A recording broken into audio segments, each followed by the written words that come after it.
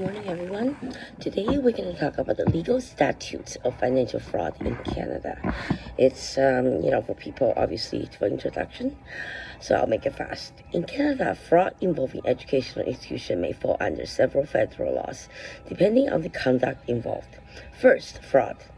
Under the Criminal Code of Canada, knowingly using deceit, falsehood, or other fraudulent means obtaining money, property, or a financial benefit for a financial benefit applies to students, employees, contractors, and third parties as alike.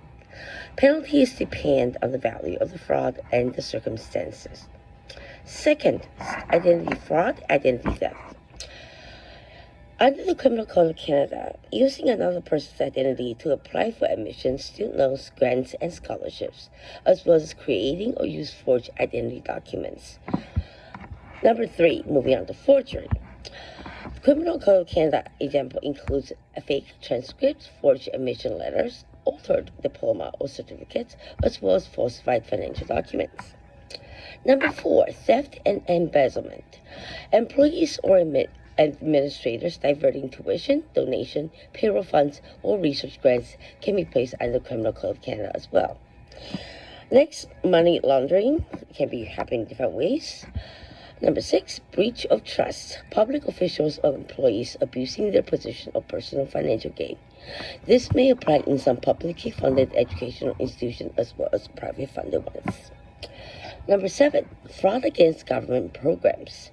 When provincial and federal student aid programs are involved, fraudulent application may also lead to criminal charges, repayment of funds, administrative penalty, as well as the loss of eligibility for future assistance. So, who investigates this in Canada? Nobody.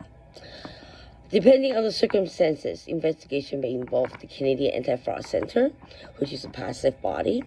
They collect statistical information, pass it on to RCMP, and but if they're not a passive body and they do not do active investigations. RCMP is next. They do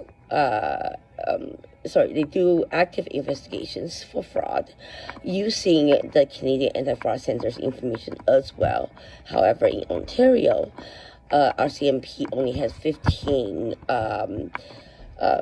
sublocations, detachments that needs improvement because Ontario is the biggest one and is the most corrupted under the police, and I am going through that due to the fact that they're stealing my financial institution papers, mails, emails, interruption of emails, always follow up.